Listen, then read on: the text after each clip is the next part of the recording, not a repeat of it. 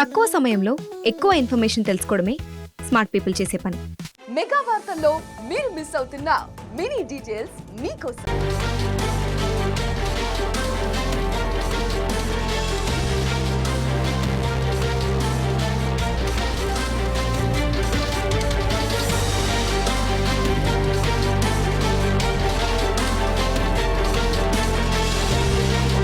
నమస్తే, welcome to four sides. నేను మీ అవినాష్ జనగామ.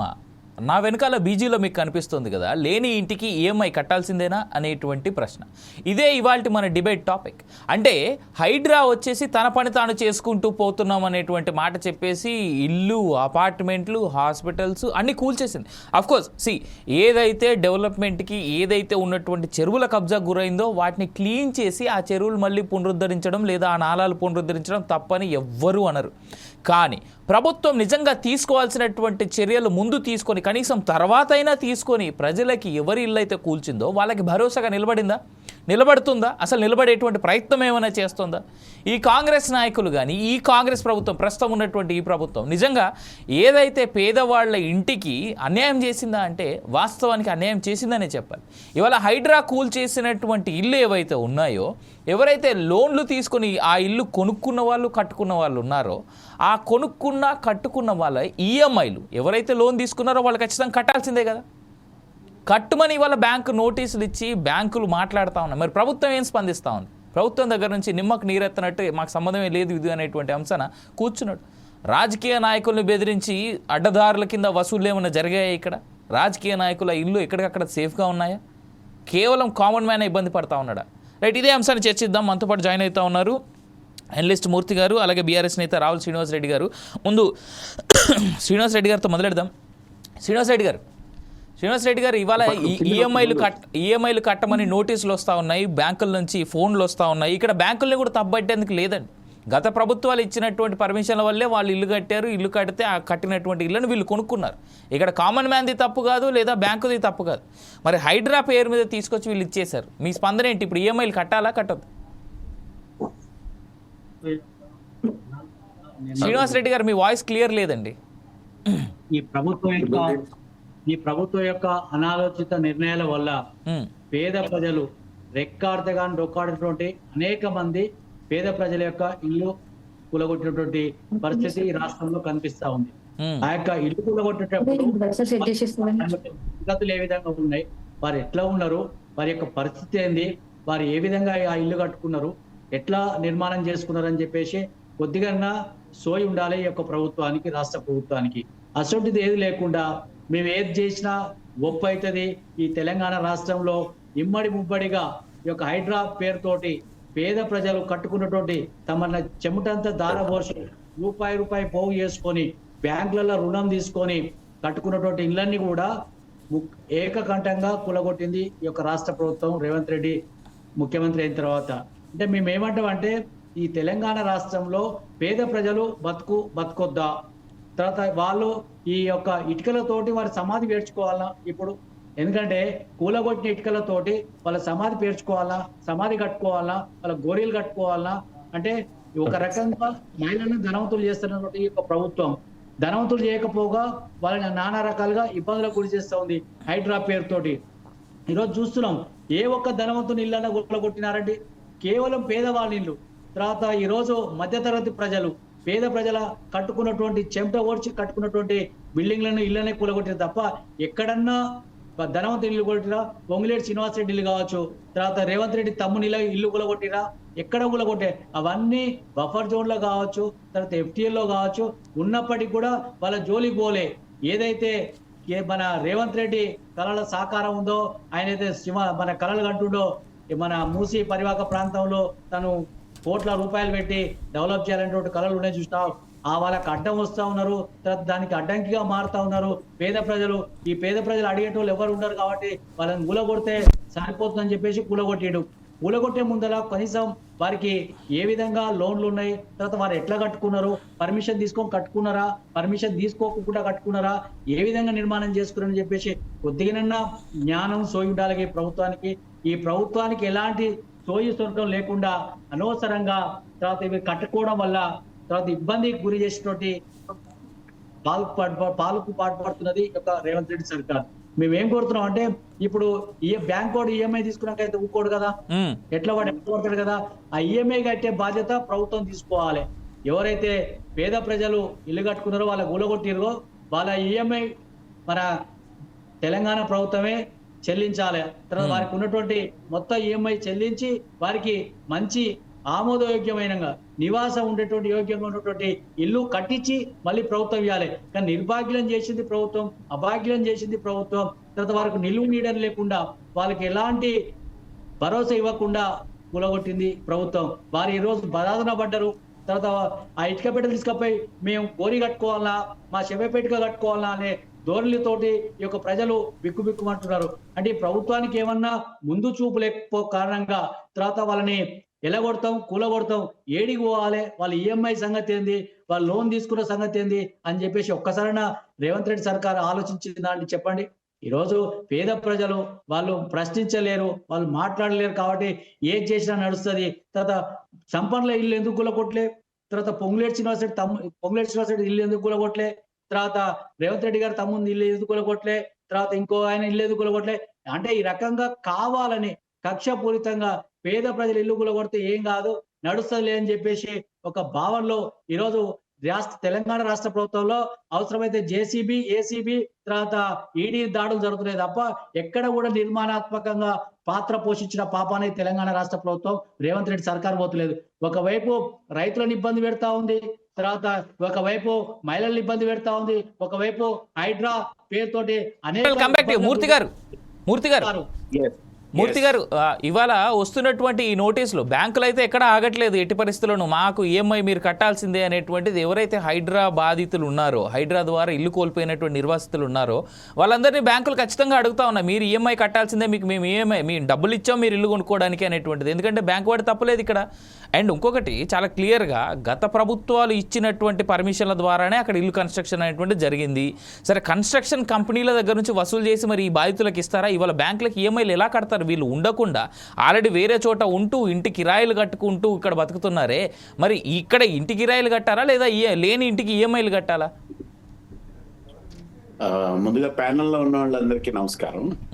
నమస్తే సార్. ఇప్పుడు మనం చర్చించుకోవాల్సింది హైడ్రా కూలగొట్టడము వీటన్నిటి మీద మనం అది ఒక పొలిటికల్ ఆర్గ్యుమెంట్స్ కాకుండా ఇప్పుడున్న సిచ్యువేషన్ లో కూలగొట్టడం అనేది జరిగిపోయింది.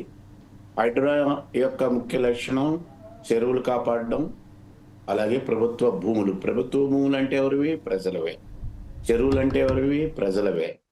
బ్యాంకులో డబ్బులు కూడా ప్రజలవే, ఇవన్నీ కూడా ప్రజలవే. బ్యాంకులో డబ్బులు ఈఎంఐ కట్టకపోతే డిపాజిట్ చేసుకున్న డిపాజిటర్స్ కి డబ్బులు ఎక్కడి నుంచి ఇస్తుంది బ్యాంకు? అది కూడా ప్రజలదే. సో ప్రభుత్వం కూడా ప్రజలదే.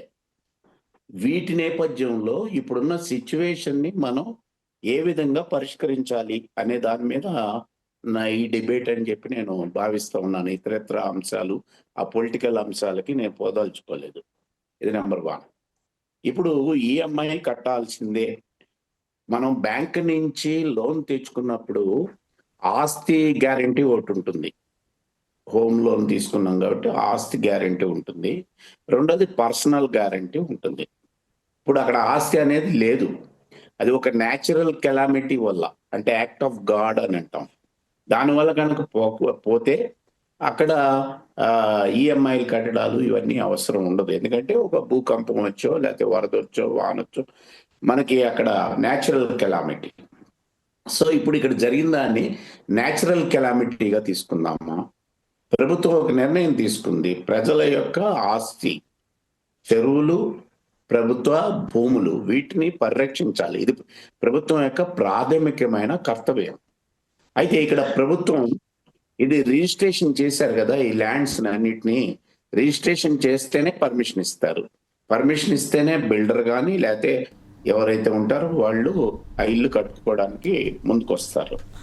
సో పర్మిషన్ వెరీ ఫస్ట్ ఇదేంటంటే రిజిస్ట్రారు భూమిని రిజిస్ట్రేషన్ చేస్తున్నాడు వెండార్ నుంచి వెండికి. ఈ చేస్తున్నప్పుడు ఆయన దగ్గర ఒక ప్రొవిజన్ లిస్ట్ ఒకటి ఉంటుంది. అంటే ఏ భూములు ఏ సర్వే నెంబర్లో ఉన్న భూములు కొనకూడనివి, రిజిస్ట్రేషన్ చేయకూడనివి అనే లిస్టు ఉంటుంది. ఆ లిస్టు ఉండి కూడా రిజిస్ట్రేషన్ జరిగితే కనుక రిజిస్ట్రార్ని A1 కింద ఇక్కడ పెట్టాల్సిన అవసరం ఉంటుంది. ఒకవేళ ప్రభుత్వమే కనుక ఇదిగో ఇది FTL, ఇది బఫర్లో ఉన్నది అని చెప్పి అక్కడ ఆ కన్సర్న్ రిజిస్ట్రార్ దగ్గరగా ఉన్న ఆ ప్రొవిషన్ లిస్ట్లో కనుక అది కనుక లేకపోతే ప్రభుత్వమే దీనికి రెస్పాన్సిబిలిటీ తీసుకోవాలి. ఇది very first and primary point. అందుకని రిజిస్ట్రేషన్ జరిగిన దగ్గర ఆ భూములు నిజంగా రిజిస్ట్రేషన్ చేసిన భూములు ఈ లిస్టులో లేకుండా ఉంది కాబట్టి రిజిస్ట్రేషన్ చేసినట్టుగా ఉంటే గనక దానికి ప్రభుత్వమే బాధ్యత వహించాల్సి ఉంటుంది. ఇది నెంబర్ 1. అలా ఏ భూములు ఉన్నాయి, ఏవి అంటే రిజిస్టర్ చేసిన తప్పులా లేక ప్రభుత్వమే మౌలికంగా ఈ భూముల్ని రిజిస్ట్రేషన్ చేయకూడదు అని చెప్పి నోటీస్ ఇస్తూ ఉంటుంది ఎప్పటికప్పుడు, ఈ భూములు చేయకండి అని చెప్పి. అలా లిస్టు ఈ భూములు ఏవైతే చేయకూడదని నిషేధించినా కూడా నిన్ననే వైరాలో డబుల్ రిజిస్ట్రేషన్ చేశాడు రిజిస్ట్రార్, సస్పెండ్ అయ్యాడు. సో అందుకని ఫస్ట్ ల్యాండ్ ఒకళ్ళ నుంచి ఇంకోళ్ళకి వెళ్తున్నప్పుడు ఆ టైటిల్ సరైందా కాదా అక్కడ చూస్తే ఫస్ట్ ఎవరు A1 ఎవరు అనేది దొరికిపోతారు మనకి. ఒకవేళ ప్రభుత్వమే కనుక ఆ లిస్ట్ లో ఈ భూమిని కనుక పెట్టి ఉండకపోతే ఇది FTL కిందకి వస్తుంది, ఇది బఫర్లోకి వస్తుంది, లేదా ఇది అసైన్డ్ ల్యాండ్, లేదా ఇది ప్రభుత్వం యొక్క భూమి, ఇగో ఈ సర్వే నెంబర్ని మీరు ఎక్కడ కూడా రిజిస్ట్రేషన్ చేయొద్దు, ఇది అగ్రికల్చర్ ల్యాండ్, దీన్ని మన రెసిడెన్షియల్ గా కన్వర్షన్ అలా చార్జెస్ కట్టకుండా ఉన్నాయి అని చెప్పి స్పెసిఫై చేసి ఉన్న రిజిస్ట్రేషన్ కనుక చేస్తే registrar is the number 1 A1 responsibility అనేది నా యొక్క అభిప్రాయం. సో ల్యాండ్ అనేది ప్రొవిషన్ లిస్ట్ లో ఉందా లేదా అన్నది వెరిఫై చేయాలి. రెండోది ఎస్ ప్రొవిషన్ లిస్ట్ లో లేదు ఇది చేసుకున్నారని. ఇప్పుడు దొంగ సొమ్ము కొంటే కొన్నవాడు బాధ్యుడే, అమ్మినవాడు కూడా బాధ్యుడే. అందుకని సెకండ్ బిల్డర్ ల్యాండ్ని ఎవరైతే రిజిస్ట్రేషన్ చేశారో, ఎవరైతే బిల్డర్ ఉంటాడో అతను కూడా దీనికి రెస్పాన్స్ అవుతాడు. మూడోది ఈ ఆస్తి ఉంది అని ఎన్కంబ్రస్ తీసుకొని బ్యాంకులు లోన్ ఇచ్చినాయి కదా, ఊరికినే ఇవ్వలేదు వాళ్ళు, లీగల్ ఒపీనియన్ తీసుకున్నారు. అందుకని బ్యాంకును కూడా రెస్పాండ్ చేయాలి. సో నేనేమంటానంటే ఎట్లా అయితే కరోనాలో EMI కట్టద్దని చెప్పి ఒక ఇది ఇచ్చారో, ఇది మ్యాన్ క్రియేటెడ్ కరోనా నా ఉద్దేశం. అంటే ప్రభుత్వం ఒక విధానం, ఈ విధానం తప్పు ఒప్పుల తర్వాత మాట్లాడతాం, పేదవాడ మధ్యవాడ ఇది తర్వాత విషయం, నేను దాని జోలికి వెళ్ళను. హైడ్రా ప్రజల యొక్క ఆస్తిని కాపాడడానికి నియమించబడింది, దాని పని అది చేసింది. అందుకని హైడ్రా ఇందులో పిక్చర్ లోకి రాదు.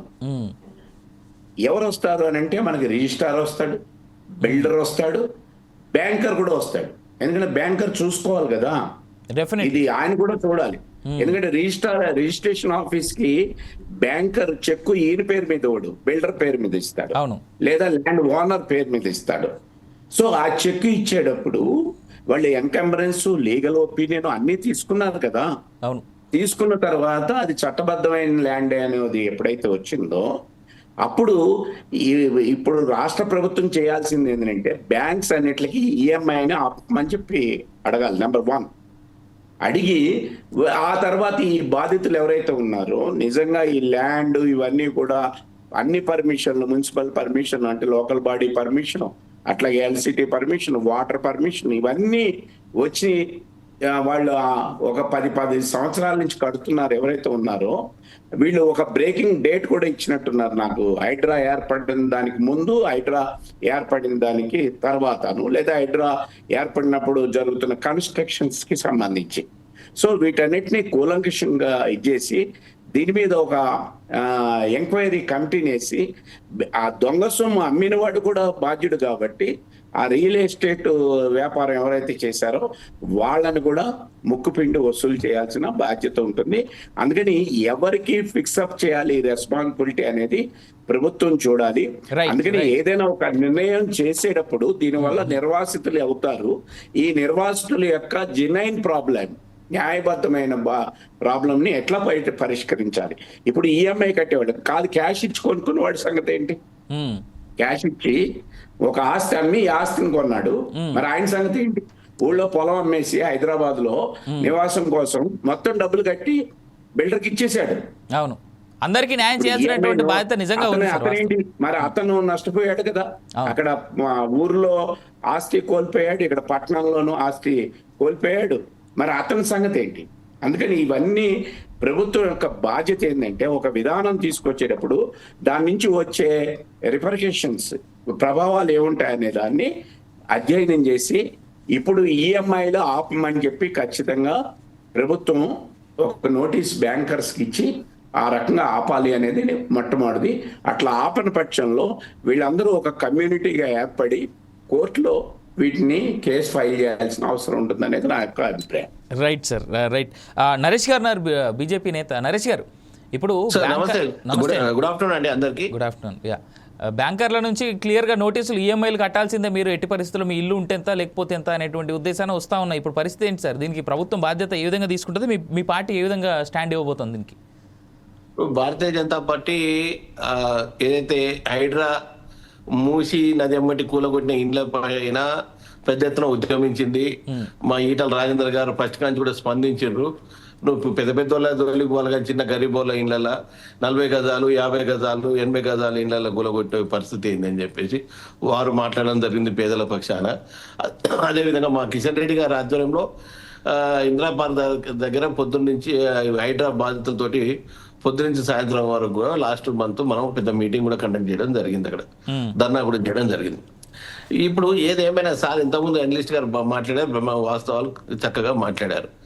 ఒక విషయం ఏంటంటే, ఏదైతే ఈ యొక్క మూసి నది చుట్టుపక్కల ఉన్న హైదరాబాద్ కూలగొట్టిన వీళ్ళందరూ ఇల్లు కూడా చాలా సంవత్సరాల నుంచి జిహెచ్ఎంసీకి వాళ్ళు మున్సిపల్ ట్యాక్స్ కడుతున్నారు, వాళ్ళకు నల్లా కలెక్షన్ ఉన్నది, వాళ్ళకి ఎలక్ట్రిసిటీ కలెక్షన్స్ ఉన్నాయి, ఇవన్నీ కూడా ఉన్నాయి. ఉండినాక కూడా వీళ్ళందరినీ ఇప్పుడు దాని కింద వస్తున్నానికి చేస్తున్న ప్రాజెక్ట్ ఏదో అని చెప్పేసి ఆయన పెద్ద ఎత్తున కూలగొట్టడం జరిగింది. కాకపోతే ఇక్కడ మనం చాలా సీరియస్గా ఆలోచించవలసిన విషయం ఏంటంటే, ఈ యొక్క నిర్వాసితులు ఆన్ ద స్పాట్ వాళ్ళని మీరు ఏదైనా మంచి టాపిక్ తీసుకున్నారు మీ ఛానల్ నుంచి, ఆన్ ద స్పాట్ వాళ్ళని అక్కడ తరలించడమే కాదు, వారు సార్ అన్నట్టు ఇంతకుముందు వారు సార్ అన్నట్టు కూడా ఇప్పుడు వాళ్ళకి సంబంధించిన ఇన్ని రోజులు కష్టపడి వాళ్ళు సంపాదించుకున్న సొమ్మునంతా దాంట్లో పెట్టి అది కట్టినందుకు వాళ్ళ పరిస్థితి ఏంది? ఈరోజు వాళ్ళు కొలగొడితే వాళ్ళు ఏమైపోవాలి? సో దాని సంబంధించిన నష్టపరిహారం ఏంటి? సో ఏ యాంగిల్ ఇస్తున్నారు? ఇప్పుడు బ్యాంకులోకి లోన్లు పెడితే నోటీస్ తీస్తే ఇది దీన్ని పక్కకు పెడదాం. ఫస్ట్ ఓవరాల్గా సంబంధించిన లాస్. ఇప్పుడు బ్యాంక్ లోన్ లేకపోతే సొంత డబ్బులతో కట్టి ఉన్న పరిస్థితి ఏంటి? ఏదో ఆస్తులు అమ్ముకొని కట్టి ఉన్న పరిస్థితి ఏంది? కాబట్టి ప్రభుత్వము ఏదైతే తక్షణమే కూలగొట్టిందో తక్షణమే ఈ కూలగొట్టిన ఇండ్ల పట్ల అంచనా వేసేసి, సో వాళ్ళకు ఎంత ఖర్చు వచ్చింది ఏంది మొత్తము దానికి మూడింతలు లెక్కగట్టి అవసరం ఉన్నది. ఎందుకంటే వాడు మళ్ళీ నెక్స్ట్ ల్యాండ్ కొనుక్కొని కట్టుకోవాలంటే కూడా ఇప్పుడు తక్కువ రేట్లు ఏం లేవు. కాబట్టి ప్రభుత్వం 3 ఇంతలు ఇవ్వాలి. ఎందుకంటే కాంపెన్సేషన్ కనుక పెద్ద ఎత్తున ఇవ్వకపోతే వాళ్ళకి ఇబ్బంది అవుతుంది. సో బ్యాంకులకు సంబంధించి ఇచ్చే క్రమంలోనే బ్యాంకులకు కూడా వాళ్ళు తిరుపుతారు. లేకపోతే ప్రభుత్వమే డైరెక్ట్ తిప్పి, బాబు నువ్వు నీ యొక్క ల్యాండ్ స్థలానికి ఇది వస్తుంది కాబట్టి నీకు ఇంత ఇస్తున్నాము, రేపు నువ్వు ఇష్టం ఉన్న దగ్గర కొనుక్కొని కట్టుకోపో అని చెప్పేసి. ఎందుకంటే నగరం సుందరీకరణ అని చెప్పేసి మూసీ నదిని ప్రక్షాళన చేయాలని చెప్పేసి ఇక్కడ మూసీ బాధితులు ఒకరే కాదు నరేష్ గారు, ఇక్కడ మూసీ బాధితులు ఒకరే కాదు. ఇప్పుడు నల్ల చెరువు దగ్గర కావచ్చు, లేదు అంటే మొయినాబాద్ దగ్గర ఒక చెరువు దగ్గర చేసినటువంటి కావచ్చు, హైటెక్ సిటీలో కుక్కట్పల్లి, ఇలా ఎన్ని చోట్ల చేశారు హైడ్రా వల్ల. హైడ్రాని స్వాగతిస్తున్నాం. ఇక్కడ ఒక మాట నరేష్ గారు, నల్ల చెరువు అనేది మా ఇంటి దగ్గరనే ఉంటుంది, మా ఇంటి పక్క మాకు 1/2 కిలోమీటర్ డిస్టెన్స్ లోనే ఉంటుంది. నేను దాని దగ్గరనే ఉంటాం మేము. ఇక అక్కడ కూడా పెద్ద పెద్ద బిల్డింగ్లు కట్టారు. కాకపోతే దానికి సంబంధించినది అక్కడ సరే ఒకటి మటుకు మనం వాస్తవంగా మనం పరిగణించాల్సింది, సరే వాళ్ళకి నోటీసులు ఇచ్చి ఆ టైం గ్రౌండ్ లేదని వాళ్ళు అరుస్తున్నారు. అప్పుడు కూలగొట్టినప్పుడు వాళ్ళు అన్నారు. కానీ ఒకటి FTL ఉంది, ఆ బఫర్ జోన్ లో ఉంది, అది ఒకటి చెక్ చేయాల్సిందే. ఇప్పుడు FTL లో బఫర్ జోన్ లో ఇచ్చిన మున్సిపల్ అధికారులపై పర్మిషన్ ఇచ్చిన అనాథరైజ్డ్ అయితే మనం ఏం చేయలేము. దానికి ఏదైతే మున్సిపల్ ట్యాక్సెస్ తోటి వాళ్ళు వచ్చారో ఆ మున్సిపల్ పర్మిషన్స్ ఇచ్చిన దాని పట్ల ఆ ఇచ్చిన ఆఫీసర్ల మీద కంపల్సరీ చర్య తీసుకోవాలి, క్రిమినల్ కేసులు పెట్టడంతో పాటు రికవరీ చేయాలి. వీళ్ళు కూలగొట్టి వీళ్ళకి ఇంత ఎక్స్పెండ్ వాళ్ళు పర్మిషన్ ఇవ్వకపోతే వీళ్ళు కట్టకపోతుండే కదా. అవును కదా. Right, కాబట్టి right. కాబట్టి వాళ్ళకు సంబంధించిన రికవరీ చేయాల్సిన అవసరము ప్రభుత్వం ఆఫీసర్ల మీద ఉన్నది. డెఫినెట్ గా టౌన్ ప్లానింగ్ ఆఫీసర్ ని, దానికి సంబంధించిన ఎవరైతే సంతకం పెట్టిన కమిషనర్ ని, వీళ్ళందరి మీద కూడా యాక్షన్ తీసుకోవాల్సిన అవసరం ఉన్నది. Right, right. నరేష్ గారు, I'll come back to you. బాధ్యత చేసినే తప్ప ఇది కాదు. మూసి దాని గురించి మాట్లాడతలేను. దీనికి కూడా సంబంధించిన ఈ చెరువుల దగ్గర కూలగొట్టిన ఇవన్నీ కూడా right I'll come back to you. Naresh గారు, నేను మళ్ళీ మీతో మాట్లాడిస్తా. వెంకటస్వామి గారితో మాట్లాడదాం ఒకసారి. కత్తి వెంకటస్వామి, కాంగ్రెస్ నాయకులు ఉన్నారు మనతో పాటు. వెంకటస్వామి గారు, ఇవాళ కాంగ్రెస్ ప్రభుత్వం తీసుకొచ్చినటువంటి హైడ్రాని ఖచ్చితంగా స్వాగతిస్తున్నాం. ఎందుకంటే FTL జోన్లు, బఫర్ జోన్లు అన్ని క్లియర్ చేయాల్సినటువంటి బాధ్యత, ఏదైతే చెరువులు ఉన్నాయో వాటన్నిటిని, వాటి స్థిరత్వాన్ని మెయింటైన్ చేస్తేనే గ్రౌండ్ వాటర్ క్లియర్గా ఉంటుంది, చుట్టుపక్కల ఉండేటువంటి అందరికీ నీళ్ళు అంతాయి. దాన్ని ఎవ్వరూ కాదనట్లేదు. కానీ ఇవాళ ఏదైతే హైడ్రా పేరు మీద కూల్చివేతలు జరిగాయో, జరిగిన తర్వాత ఎవరైతే EMIలు పెట్టుకొని లేదంటే ఇంకో చోట అమ్ముకొని ఉన్నటువంటి వాళ్ళు ఉన్నారో, స్పెషల్గా ఇవాళ బ్యాంకుల నుంచి లేని ఇళ్ళకి EMIలు కట్టాల్సిందే మీరు అనేటువంటి నోటీసులు వస్తున్నాయి. మరి వాళ్ళ పరిస్థితి ఏంటి? ఇది కొంచెం కాంప్లికేటెడ్ సమస్యగా మారింది. మూర్తి గారితో నేను ఏకీభవిస్తున్నాను. మిగతా మిత్రులు TRS కానీ BJP వారితో కానీ, ఏ ప్రజలకైతే అన్యాయం జరిగిందో నిజంగా వాళ్ళు నిజంగా అమాయకులు, అట్లాంటి అంటే అవగాహన లేకుండా కొనుక్కున్న వాళ్ళకి జరిగిందో దాన్ని డెఫినెట్ గా ప్రభుత్వమే బాధ్యత వహించాలి. దాంట్లో నాకేం అభ్యంతరం లేదు, మా ప్రభుత్వానికి కూడా ఏం అభ్యంతరం లేదు. మూర్తి గారు చెప్పినట్టుగా ఒక సమగ్రమైనటువంటి నివేదిక దీని మీద రావాల్సిన అవసరం ఉంది. అప్పటి వరకు ప్రభుత్వానికి ఉన్న ఒక సోర్స్ ఏంటంటే ఈ ప్రజల యొక్క సాంతన కోసము మారిటోరియం విధించవచ్చు మూర్తి గారు. సో తాత్కాలికమైనటువంటి, ఇప్పుడు కరోనా టైంలో ఎట్లయితే మనం మానిటోరియం ఏదైతే పెట్టినామో ఆ రకమైనటువంటి మానిటోరియం పెట్టవచ్చు. అయితే ఇలా బేసికల్ గా ఏంటంటే ఇందులో నిజంగా బాధితులు అంటే అక్రమ కట్టడాలు కాదు అనేటి ఎన్ని ఉన్నాయి, అక్రమ కట్టడాలు ఎన్ని ఉన్నాయి అనేటువంటివి కూడా ఒకటి తేల్చాల్సిన. యాక్చువల్లీ నేనేంటంటే అక్రమ కట్టడం కానప్పుడు ఎందుకు కూర్చింది హైడ్రా, ఇది పెద్ద క్వశ్చనే. ఇప్పుడు ప్రభుత్వం నుంచి ఒక విధానపరమైనటువంటి నిర్ణయం తీసుకున్నాను.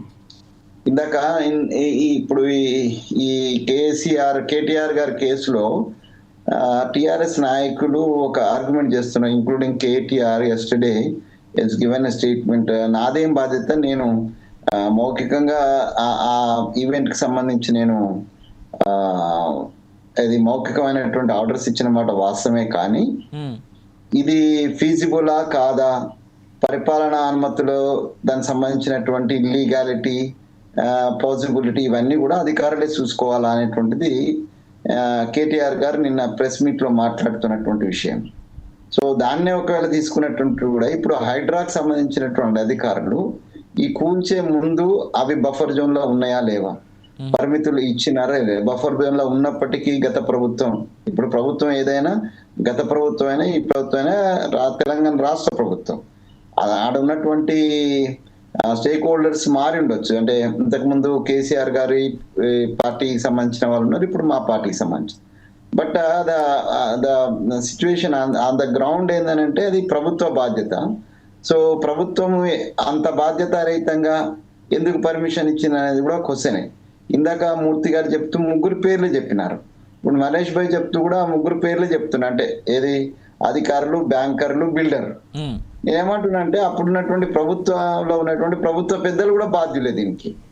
Definitely they should be included in the, ఎందుకంటే ప్రభుత్వం పర్మిషన్ ఇచ్చింది కాబట్టి బిల్డర్ కట్టినా అంటున్నాడు, బిల్డర్ పర్మిషన్ తోటి కట్టింది కాబట్టి నేను బ్యాంకర్ నేను లోన్ ఇచ్చిన అంటున్నాడు.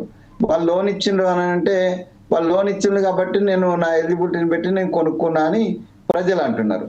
ఇది అది ఆ చీమ ఎందుకు కుట్టినామంటే దాంట్లో పొట్టలో పుట్టలో ఏలు పెడితే కుట్టనా అన్నట్టుగా. సార్ అన్ని బానే ఉన్నాయి కానీ కామన్ మ్యానే కదా ఇవాళ ఇక్కడ ఇబ్బంది పడతా ఉంది. ఇప్పుడు నేను ఒక మాట చెప్తా సార్, అరే మీరు ఎట్లా చెప్తారండి కామన్ మ్యాన్ అని ఎట్లా చెప్తారు మీరు? అంటే కూలగొట్టిన ఇల్లు అని పెద్దోళ్ళే అంటారా మీరు? అట్లా కదండి, కామన్ మ్యాన్ ఎవరు కామన్ మ్యాన్? రోజు ట్యాక్సులు కట్టేటోడే కామన్ మ్యాన్ సార్, రాజకీయ నాయకులు కట్టారు. అంటే 50 లక్షలు రాజకీయ నాయకులలో కామన్ ఉండరా? ఎవరున్నారు సార్? నాయకులు కూడా ఉండరండి, రాజకీయ నాయకులు అందరు ధనవంతులు కాదు. చాలా రేర్ సార్, ఇప్పుడున్న కాలంలో చాలా రేర్, చాలా లేరు. మీరు అట్లా చేయొద్దు, అట్లా మాట్లాడద్దు. అన్ని పార్టీలలో ఆస్తులు కూడా పెట్టుకోలేనటువంటి మామూలు పార్టీ సిద్ధాంతాలను పట్టుకొని దాంతో సరే, వెంకటస్వామి గారు, నేను మాట్లాడుతా. నేను I won't agree with you. సరే, ఓకే. రాజకీయ నాయకులు ఉంటేనే అందరూ చెడ్డవాళ్ళు, రాజకీయ నాయకులు చెడ్డోళ్ళని అనలేదు సార్, చెడ్డోళ్ళని అనలే నేను. చెడ్డోళ్ళు మంచోళ్ళు అనే జస్టిఫికేషన్ నేను ఇయ్యా. ఒక 50 లక్షలు వెంకర్ గారు వినండి, నేను ఎవరిని సామాన్యుడిని నేను తప్పు పట్టటలే. సామాన్యుడైనా అసామాన్యుడైనా ప్రభుత్వ విధానానికి వ్యతిరేకంగా పోయితే అతను బాధితుడైన అవుతాడు, లేకుంటే నేరస్తుడైన అవుతాడు. సార్, ఒక మాట చెప్పండి. ఒక వ్యక్తి ఇల్లు కట్టుకుంటున్నాడంటే ఫస్ట్ ల్యాండ్ పర్మిషన్ తీసుకుంటాడు. ల్యాండ్ ఒకవేళ అగ్రికల్చర్ ల్యాండ్ అయితే తను నాలాకి కట్టి కన్వర్షన్ చేసుకున్న తర్వాత కన్వర్షన్ దగ్గర నుంచి ల్యాండ్ పర్మిషన్ నుంచి కన్స్ట్రక్షన్ పర్మిషన్ నుంచి కరెంటు బిల్లు, వాటర్ బిల్లు అన్ని కడతా ఉన్నాడు కదా. ఇవన్నీ కట్టిన ఇల్లు కూలగొట్టిర్రు. ఇవన్నీ కట్టిరంటే గత ప్రభుత్వం అయితే మీ ప్రభుత్వం అయితే ముందు మీరు క్లారిటీ ఇచ్చిన తర్వాత కూర్చుంటే ఇబ్బంది ఉండేది కాదు కదా. నేను నాకు అర్థమైంది. ఇవన్నీ ఉన్నాయంటే దీనికి పూర్తి బాధ్యత ప్రభుత్వమే కదా, ఇవన్నీ ప్రభుత్వ సంస్థలే కదా. ఎగ్జాక్ట్లీ అదే అంటున్నా. ఇప్పుడు ప్రాబ్లం కూడా అక్కడే వచ్చింది కదా సార్. ఇలా కూలగొట్టే ఇల్లు అంటే అయ్యే కదా. ఇవన్నీ ప్రభుత్వ సంస్థలే. ఇప్పుడు జిహెచ్ఎంసీ ప్రభుత్వ సంస్థనే, ఈవెన్ బ్యాంక్ ఎస్బీఐ లాంటివి కూడా ప్రభుత్వ సంస్థలే, ప్రైవేట్ బ్యాంక్స్ కాకపోతే. ఓకే, మున్సిపల్ పర్మిషన్ రిజిస్ట్రేషన్ చేసినటువంటి రిజిస్ట్రార్ ప్రభుత్వానికి సంబంధించిన వాడే, దానికి సంబంధించినటువంటి మంత్రి గారు ప్రభుత్వానికి సంబంధించిన వాళ్ళే. సో వీళ్ళందరూ కూడా బాధ్యులే, వీళ్ళందరినీ బాధ్యత చేయాలి. అయితే మీరేమనంటే ఇప్పుడు కడుపు నొప్పి వచ్చిన వెంటనే కడుపు నొప్పి ఎందుకు వచ్చిందని రీసెర్చ్ చేసే ముందు తాత్కాలిక ఉపశమనం కోసం ముందు కడుపు నొప్పికి సంబంధించినటువంటి ఒక టాబ్లెట్ ఇచ్చి తర్వాత డయాగ్నోస్టిక్ పోతాం. ఇప్పుడు ప్రభుత్వం మా బాధ్యత అదే. మేము తాత్కాలికంగా ఉన్నటువంటి నొప్పికి మేము మందు ఇవ్వాల్సిందే. ఇది మాదే బాధ్యత.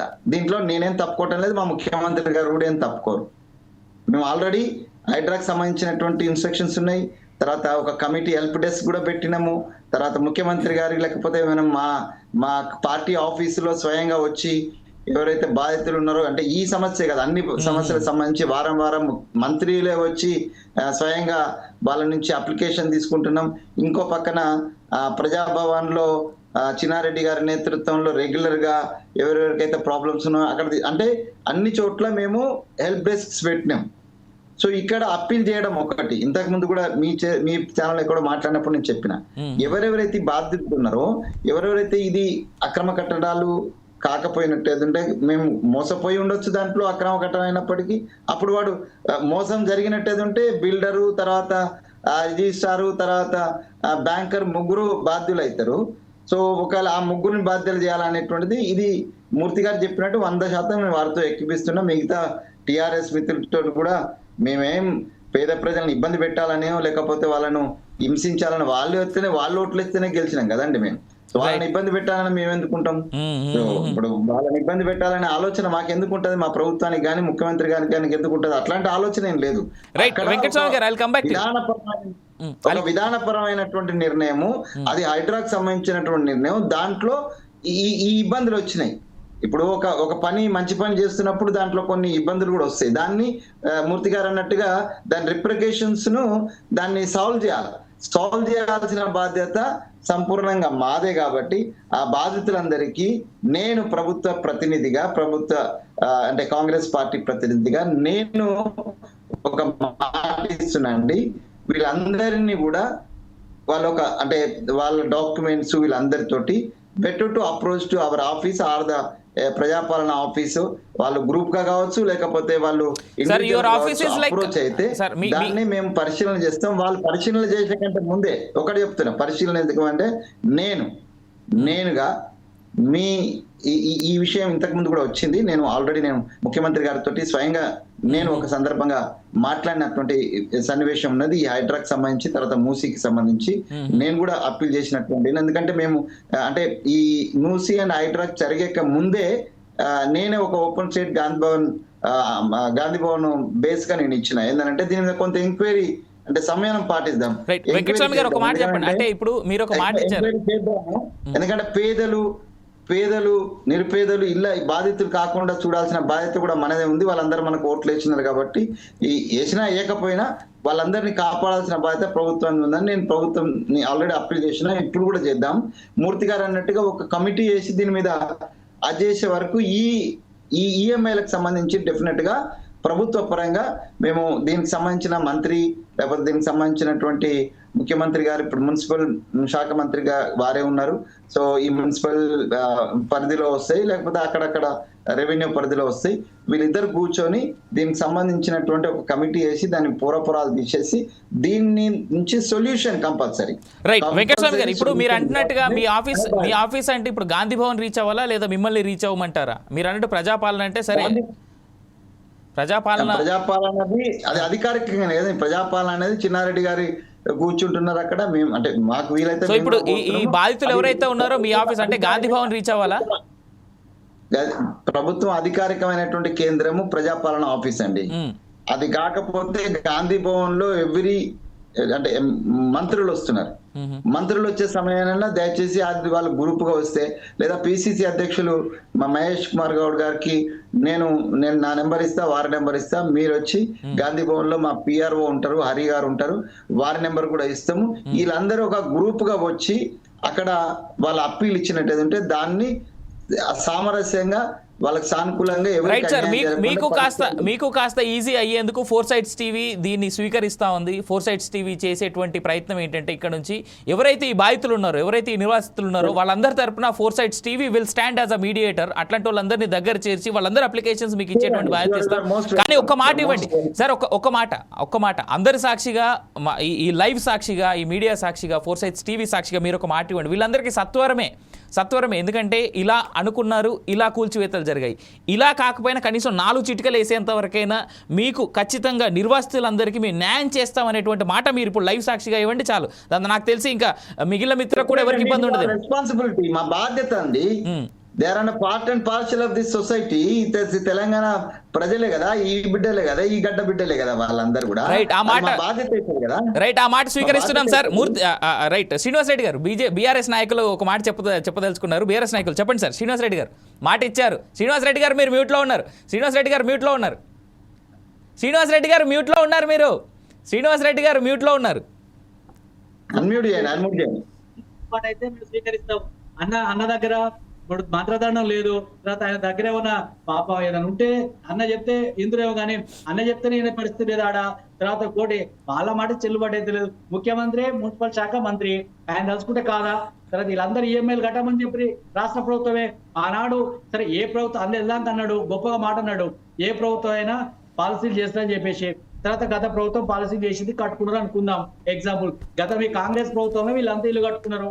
తర్వాత లేదు, తర్వాత అక్కడ పర్మిషన్ తీసుకున్నారు, తర్వాత అడ్వకేట్ లీగల్ ఒపీనియన్ ఇచ్చినాడు, తర్వాత అవన్నీ చేసుకున్న తర్వాత ఇల్లు కట్టుకున్నాడు. ఆయన ఇల్లు కట్టుకున్నటువంటి ఇల్లుని కూలగొట్టాల్సిన అవసరం ఉన్నది.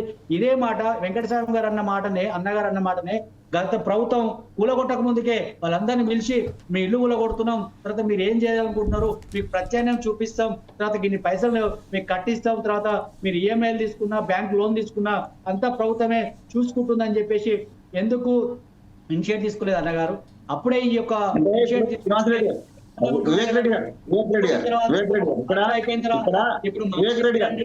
మేము చేస్తాం, తర్వాత మేము దానికి ఒకటి అది పెట్టినాం, తర్వాత చిన్నారెడ్డి గారిని నియమించినాం, తర్వాత మా ఆఫీస్ లా గాంధీ భవన్ మెట్లెక్కండి. ఈ రోజు జనతా గ్యారేజ్ బీఆర్ఎస్ ఆఫీస్ అంతా జనం వస్తున్నారు, తర్వాత మా ఇళ్ళని కూడా కొట్టిరని చెప్పేసి తర్వాత ముఖ్యమంత్రి దగ్గర పోయారు, తర్వాత ఉప ముఖ్యమంత్రి దగ్గర పోయారు, అర్జీలు పెట్టుకున్నారు. తర్వాత బీజేపీ రిప్రజెంటేషన్ ఇచ్చింది, టిఆర్ఎస్ రిప్రజెంటేషన్ ఇచ్చింది, సిపిఎం రిప్రజెంటేషన్, అన్ని వర్గాల ప్రజలు, అన్ని పార్టీలు కూడా ఈ యొక్క హైడ్రా బాధితుల వైపు ఉన్నారు. తర్వాత ఊళ్ళగొట్టింది తప్పు, తర్వాత పేద ప్రజలు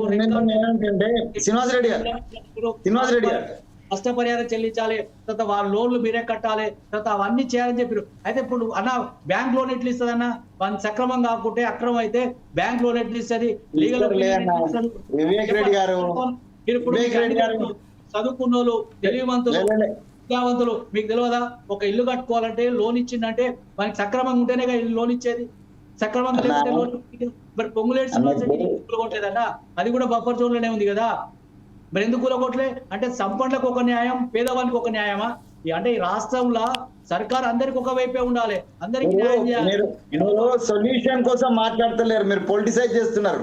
పొలిటిసైజ్ రైట్ శ్రీనివాస్ రెడ్డి గారు కమ్ బ్యాక్ శ్రీనివాస్ రెడ్డి గారు ఒక్క నిమిషం శ్రీనివాస్ రెడ్డి గారు వినాలి శ్రీనివాస్ రెడ్డి గారు మీరు ఇచ్చినటువంటి నాటకాలు ఇప్పుడు నేను మాట్లాడినా వివేకన్నా నేను మాట్లాడానా నేను మాట్లాడాను వెంకటస్వామి గారు ఒక్క నిమిషం పెద్దలు ఇద్దరు ఆగాలి వెంకటస్వామి గారు శ్రీనివాస్ రెడ్డి గారు ఆగితే ఒకసారి మూర్తి గారు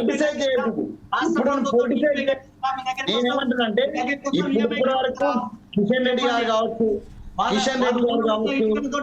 ఈటల రాజేందర్ గారు కావచ్చు హరీష్ రావు గారు కావచ్చు లేకపోతే మన కేటీఆర్ గారు కావచ్చు టిఆర్ఎస్ నాయకత్వం కావచ్చు ఇప్పటిదాకా జరుగుతున్నదంతా కూడా పొలిటిసైజేషన్ అన్న పొలిటికల్ పోరాటం తర్వాత అన్న వీళ్ళ బాధితులను ఎట్లా ఆదుకుంటాం అనేటువంటిది ఒక సమగ్రమైనటువంటి అవగాహనతో వెళ్దాం మీరు మేము లేకపోతే మధ్యవర్తులు లేకపోతే వాళ్ళందరికీ లోన్లు కట్టవాలండి అందరు లోన్లు అదే చెప్తున్నా నేను చాలా స్పష్టంగా వివేక్ రెడ్డి గారు నేను చాలా స్పష్టంగా చెప్పిన గత ప్రభుత్వం చేసినా ఈ ప్రభుత్వం చేసినా ప్రభుత్వమే కాబట్టి ప్రభుత్వమే సంపూర్ణ బాధ్యత అని చెప్పిన ఇంతకంటే స్పష్టంగా ఏం చెప్పాలా నేను ఏదన్నా ఇప్పటిదాకన్నా చాలా రోజులు అవుతుంది కదా వాళ్ళు ఎంత ఇబ్బంది పడుతున్నారు మీకు తెలుసు కదా మరి నిర్భాగ్యులు ఇప్పుడు అమ్ముకొని బంగారం అమ్ముకొని తర్వాత సంబంధించి కూడా హలో పేదవాడు మధ్యతరగతి ప్రజలే కట్టుకున్నారు వాళ్ళు లేక కూడబెట్టుకొని తర్వాత బ్యాంక్ లోన్ తీసుకొని కట్టుకోండి శ్రీనివాస్ రెడ్డి గారు మీరు నాకు తెలిసి వెంకటస్వామి గారు మాట్లాడేది వినలేదు అనుకుంటా మొసలి కన్నీళ్ళు అవసరం లేదు కానీ పొలిటికల్ మొసలి కన్నీళ్ళు ఎందుకు మేము అన్ని కూడా అందరూ కూడా మొసలి కన్నీళ్ళు వద్దులే కానీ నేనేమంటున్నా పొలిటికల్ గా కాకుండా నేనేమంటున్నా అంటే మూసి యాంకర్ గారు మూసీకి సంబంధించినటువంటి ప్రక్షాళన దీనికి సంబంధించి జరుగుతున్నప్పుడు కూడా ఎవరైతే మూసీ పరివాహక ప్రాంతం నుండి విల్లింగ్ ఉండి మేము అక్కడికి వెళ్ళిపోతామన్న వాళ్ళకు 2 లక్షల చెక్కులు ఇచ్చిన సందర్భాలు ఉన్నాయి. అదే రకంగా వాళ్ళకు ఆల్టర్నేటివ్ ఇండ్లు చూపించినటువంటి సందర్భాలు అంతకుముందు బీఆర్ఎస్ సమయంలో చాలా కుటుంబాలు వెళ్ళిపోయాయి కూడా నేను ఏకీభవిస్తాను. చెప్పండి బీఆర్ఎస్ సమయంలోనే డబుల్ బెడ్రూమ్ ఊన్ల పేరుతోటి ఏవైతే కట్టి ఖాళీగా ఉన్నాయో వాటికి తరలించడం జరిగింది. మొత్తంగా మేము కూలగొట్టి చేతులు కట్టుకొని కూర్చోలేదన్నా. దీంట్లో నేనేమంటున్నా అంటే నేనుగా ఒక వ్యక్తిగా కావచ్చు పార్టీ కావచ్చు మేమేమంటున్నా అంటే దీంట్లో కొన్ని ఇబ్బందులు వచ్చినాయి. అంటే ఒక విధాన నిర్ణయం తీసుకున్నప్పుడు కొంచెం అక్కడిక్కడ కొన్ని అయితే అది మీ ప్రభుత్వం తీసుకున్నా మా ప్రభుత్వం తీసుకున్నా బీజేపీ వాళ్ళు తీసుకున్నా ఎవరు తీసుకున్నా కొన్ని విధాన నిర్ణయాలు తీసుకున్నప్పుడు ఇప్పుడు మోడీ గారు నోట్ల రద్దు అన్నాడు. ఎంత రద్దీ అయిందో ఎంత రాద్ధాంతమైందో మనం చూసినాం కదా. సో విధాన నిర్ణయాలు జరిగినప్పుడు దాంతో వచ్చే నష్టాలు ఉంటాయి లాభాలు ఉంటాయి. సో మనం greater interest of the people అని అనుకున్నాం కాబట్టి ముందుకెళ్ళినాం. దాంట్లో వచ్చినటువంటి సమస్యను సాల్వ్ చేసుకుందాం. దీనికి ప్రతి చోట మనం పొలిటిసైజ్ చేసుకోవద్దు. అందరము దీనికి ఒక సొల్యూషన్ మీరు కూడా పాజిటివ్ గా చూపించండి. హరీష్ రావు గారికి ఓపెన్ గా ముఖ్యమంత్రి గారు చెప్పినారు. మీరు సొల్యూషన్ చెప్పండి బ్రదర్. మీ సొల్యూషన్ తీసుకురండి ఏం చెప్పినాం తీసుకురా అన్న. ఇప్పటికి కూడా ఛాన్స్ ఉందన్నా వివేకన్నా, ఇప్పుడు కూడా ఛాన్స్ ఉంది. రైట్ వెంకటస్వామి గారు మూర్తి గారు మాటిందాం. అఖిల పక్షం పెడదాం. ఈ 4 సైడ్స్ టీవీ వాళ్ళు లీడ్ తీసుకొని అఖిల పక్షం పెట్టండి. డెఫినెట్ గా 4 సైడ్స్ టీవీ ఛాలెంజ్ ని స్వీకరిస్తుంది. 4 సైడ్స్ టీవీ డెఫినెట్ గా అఖిల పక్షాన్ని పిలుస్తుంది. 4 సైడ్స్ టీవీ అదే విధంగా అధికారిని పిలిపిద్దాము. అధికారిని పిలిపిద్దాము. ఎక్కడ తప్పు జరిగింది, ఎక్కడ నిజంగా బాధితుడు ఉన్నాడు, ఎక్కడ అక్రమదారుడు ఉన్నాడు. అక్రమదారు ఉంటే వదిలిపెడదాం. రైట్ వెంకటస్వామి గారు ఒక మాట. అది పేదోడైనా కన్సిడర్ చేసేది లేదు. రైట్ వెంకటస్వామి గారు మూర్తి గారు రేవంత్ రెడ్డి గారి తమ్ముడి ఇల్లు అన్న ఇల్లు అయినా కూడా కూల్చాల్సిందే. ఒకవేళ శ్రీనివాస్ రెడ్డి గారి బఫర్ జోన్ లో ఉంటే కూడా కూల్చేస్తారు. దాంట్లో రెండో ఆలోచన లేదు. రైట్ వెంకటస్వామి గారు మీరు మళ్ళీ పార్టీకి లేదు. అది రైట్. సెకండ్ చూద్దాం. మూర్తి గారు మీరు విన్నారు ఇటు కాంగ్రెస్ నాయకుల మాటలు అలాగే బీఆర్ఎస్ బీజేపీ నాయకుల మాటలు విన్నారు. But I really like it. Congress నేత చెప్పినటువంటి మాట మీరంతా కలిపి ఒక చోట చేర్చండి అనేటువంటి ఉద్దేశం. అది అఫ్ కోర్స్ ప్రభుత్వం చేయాల్సిన పని. బట్ హవెవర్ బాధ్యత 4 సైడ్స్ టీవీ మీద వేశారు కాబట్టి 4 సైడ్స్ టీవీ డెఫినెట్గా యాక్సెప్ట్ చేస్తుందని. సో 4 సైడ్స్ టీవీ యాక్సెప్ట్ చేస్తున్న మూర్తి గారు మీరు ఇచ్చేటువంటి సజెషన్స్ కానీ ఇన్పుట్స్ కానీ మీరు ఏదో మాట్లాడాలని చూస్తా ఉన్నారు కదా. నేను అనేది ఏంటంటే ఇప్పుడు ప్రతిపక్షం ఏంటంటే ప్రజాపక్షంగా ఉండాలి. అవును, సమస్య తలెత్తింది ఒక విధానం వల్ల, ఆ విధాన సమస్యని విధానంగానే దాన్ని పరిష్కార మార్గాలు చూపించాలా. లగిచెర్ల జరిగిందండి. లగిచెర్లలో జరిగినప్పుడు ఫస్ట్ అది ఫార్మాకి సంబంధించిన ఇన్సిడెంట్ అన్నారు. తర్వాత కమ్యూనిస్ట్ పార్టీల నాయకత్వంలో వెళ్ళి కలిసిన తర్వాత దాన్ని ఇండస్ట్రియల్ కారిడార్ గా మార్చారు కదా. అందుకని మనం ఇష్యూని రిప్రజెంట్ చేయాల్సిన అవసరం ఉన్నది. రాజకీయాల కోసం అల్లరి పెడతామా, ధర్నాలు చేస్తామా, అది ఒక భాగం అనుకోండి, దాన్ని నేనేమి తప్పు పట్టడం లేదు. ఇప్పుడు జరగాల్సింది, ఇప్పుడు మీరు 4 సైడ్ టీవీ ప్రజాపక్షంగా మేము వీళ్ళని మీ దగ్గరికి తీసుకొస్తాం, మీరు పరిష్కరిస్తారా అంటే వెంకటస్వామి గారు చెప్పే ధైర్యం ఉండాలి కదా. అవును, ఆయన ఏమి అధికార ప్రతిని అంటే అధికారం చేతిలో ఉండి చెప్పిన ఆయన కాదు, తన పార్టీ మీద ఉండే నమ్మకం కొద్దీ ఇది పరిష్కరించబడుతుంది అని చెప్తున్నారు కదా. అట్లానే బ్యాంకులకి ఈఎంఐ మారిటోరియం మీరు అప్పుడే ఇది చేయకండి, ఫర్దర్ దాకా ఈఎంఐ మీద ప్రెజర్ చేయకండి అని చెప్తున్నారు కదా. సో ఆ హామీని ఇచ్చేద్దాం. అయితే ఇప్పుడు ఈ అక్రమ ఇళ్ళు ఉన్నాయండి, సక్రమ ఇళ్ళు ఉన్నాయి. అంటే పర్మిషన్ తీసుకొని సక్రమంగా కట్టిన ఉన్నాయి.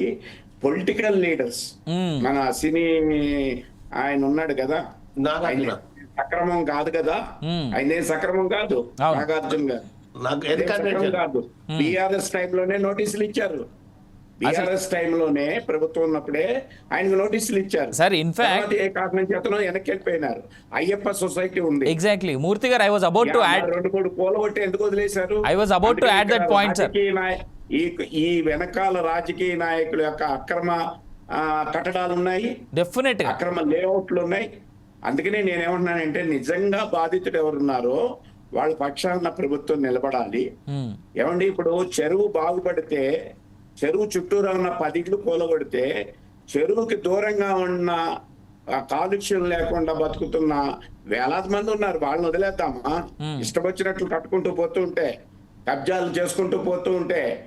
అందుకని ఇందాక వెంకటస్వామి గారు చెప్పినట్టుగా రాజకీయంగా ఉండి అక్రమ లేఅవుట్లు చేసి, అక్రమ పర్మిషన్లు ఇప్పించి, డబ్బులు ఇచ్చి రిజిస్ట్రేషన్ చేసింది. అందుకనే నేను ఏమంటున్నానంటే ల్యాండ్ ఎక్కడ అన్యాక్రాంతం అవుతూ ఉంటుంది, రిజిస్ట్రార్ దగ్గర. అందుకని అక్కడ నొక్కాల. ఆ విధానం తీసుకొచ్చింది. ఇప్పుడు 111 జీవో ఉందండి, దాని మీద కాంగ్రెస్ మాట్లాడట్లేదు, బీఆర్ఎస్ కూడా మాట్లాడట్లేదు. 111 జీవో 111 జీవో మీద మాట్లాడాలి వాళ్ళు. అందుకని నేనేమంటున్నానంటే విధానపరంగా తప్పులు జరిగితే ఖచ్చితంగా ప్రభుత్వం బాధ్యత వహించాలి, లేదా ఏ స్టేజ్లో జరిగిందో అక్కడ ఇచ్చేయాలి. వీటిని చేయడానికి ఇప్పటికే ఒక కమిటీని వేసి ఉండాలి. అందుకని ఆ కమిటీ యొక్క రిపోర్ట్ వచ్చే లోపల ఈఎంఐలు ఎవరైతే జెన్యున్ ఉంటారో, ఈఎంఐల్లో కూడా జెన్యున్ ఉన్నారు. మునిమనవడు కోసం 4-5 చోట్ల పెద్ద పెద్ద అపార్ట్మెంట్లు కొన్నోళ్ళు ఉన్నారు ఇందులో. వాడేం బాధితుడు కాడు, నేను నిర్మమాటంగా చెప్తున్నా, వాడేం బాధితుడు కాదు. నా మునిమనవడు కోసం ఆస్తిని ఎక్వైర్ చేసుకున్నాను నేను బాధితుడినా? ఎక్కడి నుంచి వచ్చింది ఆ డబ్బు ఆయనకి? ఎక్కడి నుంచి వచ్చింది? 10,000 మార్కెట్లో ఉంటే రిజిస్ట్రార్ దగ్గర 2,000 ఉంటుంది. ₹1,00,000 ఉందండి, ఉప్పల్లో ₹1,00,000 ఉంది. ₹1,00,000కి రిజిస్ట్రేషన్ జరుగుతుందా? మిగతా డబ్బులు ఎక్కడి నుంచి వస్తున్నాయి? అక్రమ ఉన్నాయి. కాబట్టి ఎవరైతే ఉద్యోగస్తులుగా ఉండి పైసా కూడబెట్టి కట్టారో వాళ్ళని వేరు చేయాలి. ఈ రాజకీయ పొలిటికల్ వెండిక్టా ఉండి పొలిటికల్ గా ఒకళ్ళ మీద ఒకళ్ళు కక్ష తీర్చుకోవడానికి ఉన్న అవన్నీ తర్వాత రేవంత్ రెడ్డి గారి తమ్ముడు ఎవరు, కేటీఆర్ గారి ఫామ్ హౌస్ ఏంటి, ఇవన్నీ మాట్లాడదాం. అట్లాగే ఓవైసీ గారి యొక్క మెడికల్ కాలేజీ సంగతి మాట్లాడదాం. అట్లాగే అనురాగ్ గురించి మాట్లాడదాం. అట్లాగే మల్లారెడ్డి గారి యొక్క అక్రమ కబ్జాల గురించి మాట్లాడదాం. అది వేరే. నేను మాట్లాడేది ఎవరైతే నిజంగా బ్యాంక్ దగ్గర ఉద్యోగస్తులుగా ఉండి ఈఎంఐ కట్టలేక ఆస్తి కోల్పోయారో వాళ్ళని వేరు చేయకపోతే, పాలకు పాలు నీళ్ళకి నీళ్లు వేరు చేయకపోతే ఈ అక్రమ కుట్రదారులు కూడా దీని వెనకాల నుండి గేమ్లు నడుపుతారు. కాబట్టి ఆ జాగ్రత్త తీసుకోవాలి. ఎందుకంటే ఇది ప్రజాసొమ్ము, బ్యాంకు ప్రజాసొమ్ము, చెరువులు ప్రజాసొమ్ము, ఇవన్నీ ప్రజాసొమ్ములే కదా. మూర్తి గారు చాలా వేల చెరువులు 100లకు వచ్చి 100 నుంచి 50 చెరువులకి. ఇప్పుడు అమీన్పురా చెరువు ఎంత కబ్జా అయిందండి? నల్ల చెరువు ఎంత కబ్జా అయింది? ఇప్పుడు కాపరాలో ఉండే ఆ చెరువు దాని చుట్టూరా ఎంత ఇది ఉంది? కళ్యాణపురి ఉప్పల్లో అక్రమ లేఅవుట్. మంగాపురం, నేను అడ్రస్లతో చెప్తున్నా, 3 లేఅవుట్లు ఉన్నాయి మంగాపురంలో. అందుకని వీటన్నిటినీ ఇప్పుడు వందల సంవత్సరాలు లేదా దశాబ్దాలు వెనక్కి వెళ్ళలేకపోయినా రెట్రాస్పెక్టివ్ అండ్ ప్రాస్పెక్టివ్ అనే ఒక విధానం తీసుకొచ్చి అక్రమదారులు ఎవరు, సక్రమ కట్టడాలు న్యాయంగా కష్టార్జితం నుంచి చేసిన వాళ్ళు ఎవరు వేరు చేయకపోతే కుట్రదారులు కూడా ఇందులో ఉంటారు. ఆ బాధ్యత కాంగ్రెస్ తీసుకుంటే కాంగ్రెస్ నిజాయితీ నిలబడుతుందని నేను భావిస్తున్నాను. రైట్, మూర్తి గారు అంటించగానే చాలా మంచి చురకలు అంటించారు, సైలెంట్గా హింట్లు కూడా ఇచ్చేసి పక్కన ఉన్నారు ఆయన. Right, let's go for conclusion. Naresh గారితో మొదలెడదాం, బీజేపీ నేతతో. నరేష్ గారు, మీరు విన్నారు కాంగ్రెస్ నేత ఇచ్చినటువంటి మాట విన్నారు. అన్ని అఖిల పక్షాన్ని పిలవండి, మేము వస్తాం అనేటువంటి మాట ఆయనే అంటున్నారు. ఇన్ఫాక్ట్ అసలు యాక్చువల్గా కాంగ్రెస్ పార్టీ పిలిస్తే బాగుండు, కానీ ప్రతిపక్షాలు రావట్లేదు అనేటువంటి మాట కూడా కాంగ్రెస్ పార్టీ దగ్గర నుంచి ఉంది. సరే, ఇప్పటికైనా ఒక మాట ఇప్పటికైనా సొల్యూషన్ తీసుకునేందుకు కాంగ్రెస్ పార్టీ మీరు ఏదైనా సజెషన్ ఇస్తే తీసుకునేందుకు పార్టీ కూడా రెడీగా ఉందనేటువంటి మాటలు అంటున్నారు. సో కాబట్టి కంక్లూజన్ వైపు వెళ్దాం. నరేష్ గారు, చెప్పండి. ఇప్పుడు వెంకటసామన్న ప్రజల పక్షాన పోరాటం చేసిన చరిత్ర ఆయనకున్నది. సో ఆయన ఒక పెద్ద జాతీయవాది, ఈ దేశంలో ఉన్న ప్రజలందరూ కూడా దేశభక్తులుగా ఉండాలని కోరుకునే వ్యక్తి ఆయన. సో ఆయన వేరు. సరే, ముఖ్యమంత్రి గారు కూడా అదృష్టమో దురదృష్టమో తెలియదు, ఆయన కూడా ఒక జాతీయవాది. ఆయన కూడా ఆ సంఘటన నుంచి వచ్చిన వారు. వెంకటస్వామి గారు ఏ క్షేత్రం నుంచి వచ్చారో ఆయన కూడా, ముఖ్యమంత్రి గారు కూడా అదే క్షేత్రం నుంచి వచ్చారు. కానీ ఇక్కడ తేడా ఏంటంటే వెంకటస్వామి గారు ప్రజల పక్షాన మాట్లాడతారు, ఆయన పెట్టుబడిదారుల పక్షాన అధికారం ఏ విధంగా క్యాచ్ చేసుకోవాలి ఏంటనే దాంట్లో ట్రాక్లోకి వెళ్ళిపోయి ఈరోజు ముఖ్యమంత్రి అయిపోయాడు. నేను ఒకటే విషయం మీ ఛానల్ 4 సైడ్స్ ఛానల్ తోటి చెప్పేది ఏంటంటే, అఖిల పక్షం అనేది ప్రభుత్వం ఏర్పాటు చేసి ప్రభుత్వం పిలవాలి. కనీసం నువ్వు కూలగొడుతున్నప్పుడు పిలవలేదు. సో ఈ సంఘటనలు జరుగుతున్నాయి. ఎందుకంటే బీఆర్ఎస్ పార్టీ ఏర్పాటు చేస్తే భారతీయ జనతా పార్టీ పోదు, ఇంకో పార్టీ పోదు. కాబట్టి రకరకాల పార్టీలు అవి ఉంటాయి. అంటే ఒక పొలిటికల్ పార్టీలు అనేది అంత కాని పని ఇది. కాబట్టి నిజంగా ప్రభుత్వానికి చిత్తశుద్ధి ఉంటే అఖిల పక్షము ముఖ్యమంత్రి ఆధ్వర్యంలో ఏర్పాటు చేయాలి. చిన్న చిత్క పార్టీలని, జాతీయ పార్టీలు, అన్ని పార్టీలను పిలవాలి. పిలిచిన తర్వాత ఇది జరిగింది. సో ఈ బఫర్ జోన్లలో ఉన్న ఇండ్లు ఇవి, ఈ లోపల లిస్ట్ వాళ్ళకి రావాలి. సో ఏదైతే ఎఫ్టీఎల్ ఉన్న ఇండ్లు అవి విత్ పర్మిషన్ ఉన్న ఎన్ని, పర్మిషన్ లేని ఎన్ని, అక్రమ కట్టడాలు ఎన్ని. కాబట్టి ఇవన్నీ మొత్తం లిస్ట్ లో పెట్టుకొని, సార్ జెన్యున్ గా ఇంతమంది ఉన్నారు, మేము ఇంకా ఇంతమందిని ఫైండ్ అవుట్ చేసినాము, మీకు కూడా ఎవరైనా జెన్యున్ అంటే ఇవ్వండి. సో వీళ్ళకు మనం ముఖ్యంగా ఈ యొక్క పేద ప్రజలు ఏదైతే ఉన్నారో, సో వాళ్ళు మొత్తం కోల్పోయినారో, కాబట్టి వాళ్ళకు ఈ విధంగా ప్రభుత్వం సహాయం చేయాలనుకుంటుంది. మీరు ఎంత అప్పుడు ప్రతిపక్షాలు కూడా డిమాండ్ చేస్తాయి, ఇంత కాదు ఇంత ఇవ్వండి, ఇంత అయితే వాళ్ళకు లైఫ్లో సేఫ్టీ అనేది వస్తుంది, లేకపోతే వాళ్ళ పరిస్థితి అగమ్య గోచరంగా ఉంటుందని చెప్పేసి చెప్పడం జరుగుతుంది. కాబట్టి అఖిలపక్షం, మా వెంకటస్వామి అన్నట్టు అఖిలపక్షం మీ ఛానల్ ఏర్పాటు చేస్తున్నావు, ఇంకెవరు ఏర్పాటు చేస్తున్నావు కష్టమవుతుంది. డెఫినెట్గా అది ప్రభుత్వం ఏర్పాటు చేసి దాని ఆధ్వర్యంలో ఏదైతే నువ్వు మూసీకి సంబంధించినది కావచ్చు, హైడ్రాకి సంబంధించిన విధి విధానాలు కావచ్చు, మేము ఫస్ట్ నుంచి కూడా చెప్తున్నాం. మూసీకి సంబంధించిన తగటగట కూలగొట్టిపోయినావు, అసలు ప్రాజెక్ట్ రిపోర్టే ఇంతవరకు మేము ఇవ్వలేదు. ఆ డిపిఆర్ నేను ఏమంటున్నాను, నీ డిపిఆర్ లో ఏం చేద్దాం అనుకుంటున్నావు, ఎన్ని 1,00,000 కోట్లు, 1,50,000 కోట్లు, 50,000 కోట్లు, ఇట్లా రకరకాల టాక్స్ వచ్చినాయి. నేనేమంటున్నా, అసలు నీ ప్రాజెక్ట్ రిపోర్ట్ ఏంది, నువ్వు ఈ నిర్వాసితులకు ఎంత అమౌంట్ ఇస్తావు, ఈ నిర్వాసితులలో ఏ విధంగా కేటగిరైజేషన్ చేస్తావు, ఇవన్నీ నువ్వు అఖిలపక్ష మీటింగ్లో ఏర్పాటు చేసి వాళ్ళకు న్యాయం చేయాల్సిన అవసరం ఉన్నది.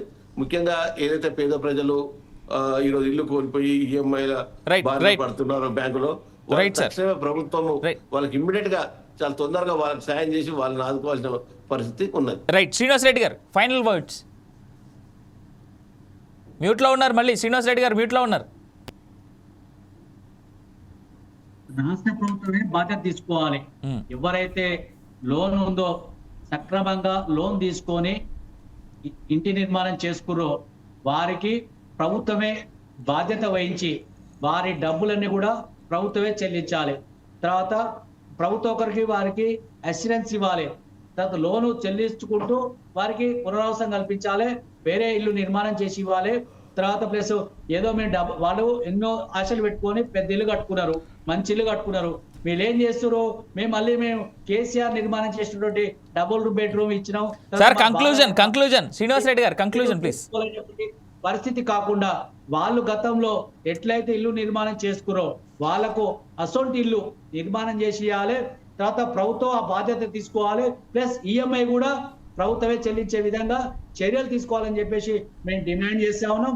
అదేవిధంగా ఈ యొక్క ప్రభుత్వాలు ఏం చేయాలంటే, ఏ ప్రభుత్వమైనా కావచ్చు, ప్రభుత్వాలు ఇల్లు కూలగొట్టేటప్పుడు తర్వాత అందరితోటి సంప్రదించి తర్వాత మేము ఇడంగా ఈ మంచి పని చేస్తున్నాం, తర్వాత దీనికి ఇల్లుకు మీరు ఆస్తి కోల్పోవాల్సి వస్తుంది, దాని బజా మేము ఇక్కడ ఇంత ఇల్లుని మీకు నిర్మాణం చేసి ఇస్తాం, తర్వాత మీరేమన్నా బ్యాంక్ లోన్ తీసుకుంటే ఆ బ్యాంక్ లోన్ కూడా మేమే కడతామని చెప్పేసి ప్రజలను ఒప్పించి మెప్పించి చేయాలి తప్ప అట్లా కాకుండా ఒక ప్రణాళిక లేకుండా ఒక పద్ధతి లేకుండా ఇబ్బడిగా ఈ యొక్క నిర్వాసితులను చేసినటువంటి ప్రభుత్వం ప్రజలకు రైట్ శ్రీనివాస్ రెడ్డి గారు right thank you final Venkataswamy గారు అని చెప్పేసి కోరుతున్నాం. ఫైనల్ గా మీరు ఇచ్చేటువంటి మాట ఏంది వెంకటస్వామి గారు కాంగ్రెస్ పార్టీ తరఫున కంక్లూజన్ చాలా క్రిస్ప్ గా?